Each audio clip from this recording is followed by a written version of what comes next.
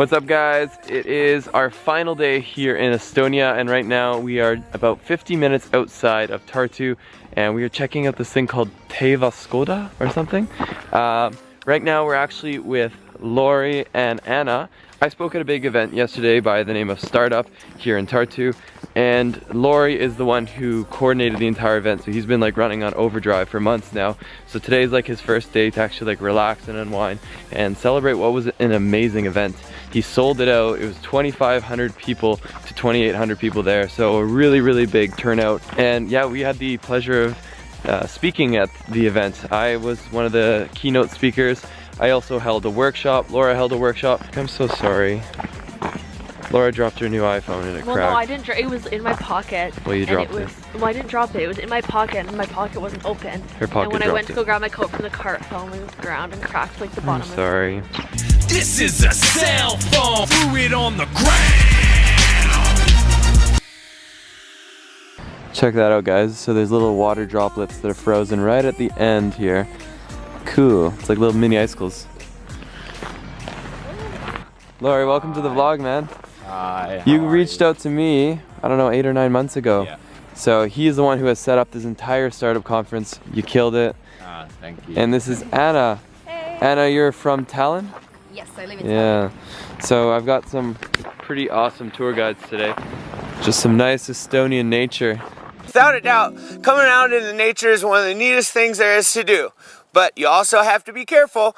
That's why I always try to pack a gun. How frozen it is? I was standing on a frozen pond the other day. Yeah? Probably wasn't a good idea, but I didn't fall through. Probably not. They're always like in Estonia telling like don't go underwater, or even if it's frozen. Yeah, I don't. That wasn't cool at all. At least I tried. And now that you're gone, I'm thinking about old times. I've waited so long. There's like sacred forests in Yeah. Estonia. So my grandmother goes there and you can put like stuff on the leaves, like just like ribbons. And like we went there when I was a little and like they still believe in the like the nature and like the healing power of nature and stuff. Oh. So do people like pray to the trees kind of thing, or? In the, like not right now, but in the old times, Maybe, like a little bit. Yeah. The holy spot, right here. Well, we're not religious. Like kind of, yeah. Yeah. Anna was just telling me that basically Estonia is very unaffiliated from any religion. They have like almost no religious ties.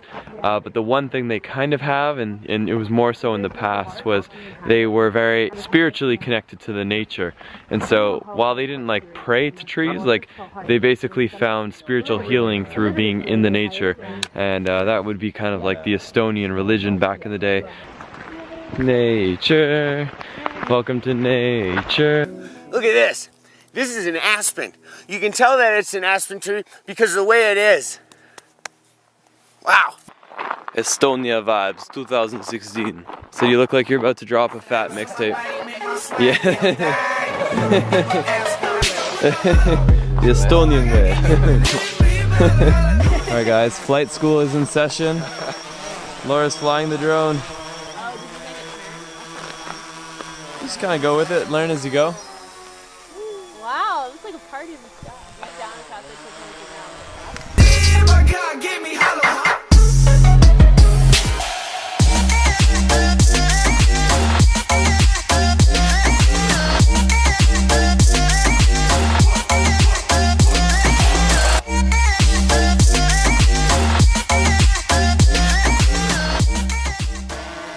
We've got another first successful flight. Yeah, you didn't crash it. I know. The only reason I'm doing it now is because you don't care about this drone, and so I don't have that fear of crashing it. Like if I did, it wouldn't be the end of the world. At least, in my opinion, I don't think you'd kill me quite as much as when you first got it. Yeah, if you crashed my Mavic, I'd be a lot more upset.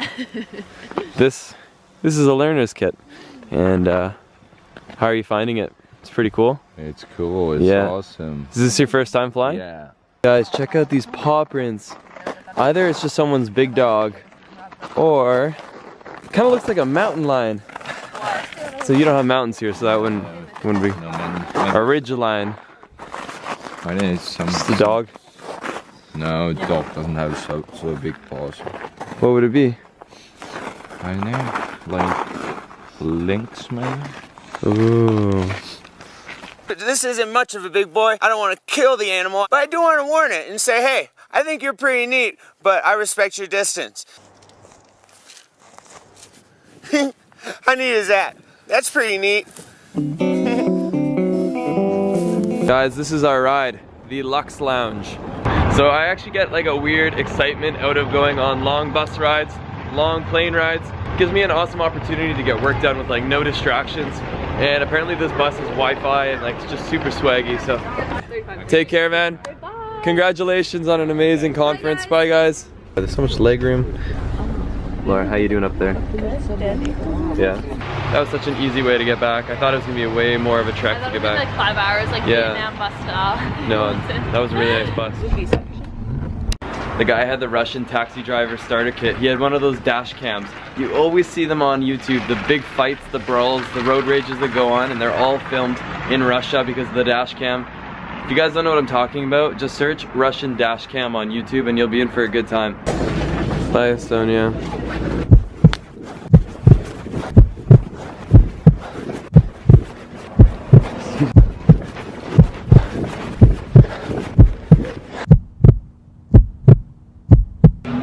So we're right now in Frankfurt, Germany, and I want to tell you guys one of the biggest scares I've had in a long time. I'm not going to say ever, but in a long time. So we went through the security check at the Tallinn airport, and they were like really examined everything because I have a lot of electronic gear, so it looks kind of funny on the scanner. And so Laura and I got disoriented. Basically, like, Laura was in a panic. She rushed to the gate to make sure that they weren't going to leave without us because we were running a little tight. We weren't that tight, but we just wanted to make sure. So Laura left before.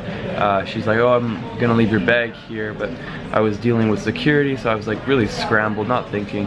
And then whatever, we clear security. I'm heading towards the gate. We board the plane, and then I'm looking for my chapstick.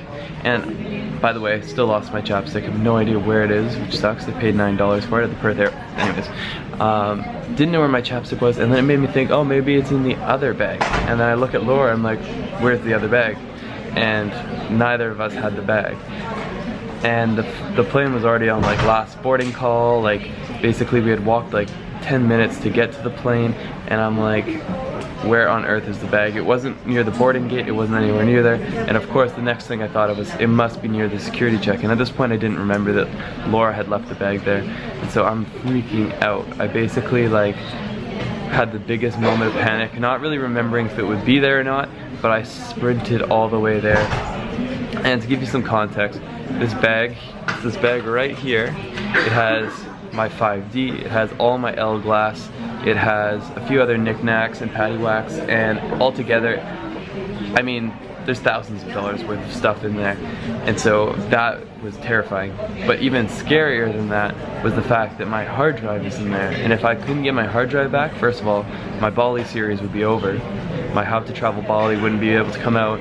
Everything I shot in Australia would not exist anymore. That was my biggest concern, was that I had lost my hard drive. That footage I actually storing in my hard drive, it's worth more than all my camera gear, even financially speaking, because there's different ways that I will turn that footage into revenue. If I were to guess the value of that hard drive, it's worth $10,000 to me. I could have lost like 15 grand this morning. I didn't. I'm so glad. I had like the biggest heart attack.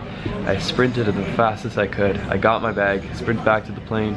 The pilot kindly had waited for me. Now about to board our final flight of the day. It's gonna be a pretty easy way to get home considering how long it took to get here. So yeah, we're flying Frankfurt to Vancouver, and we should be home in like, I think it's like a 13-hour flight, maybe it's less. This is the end of the vlog.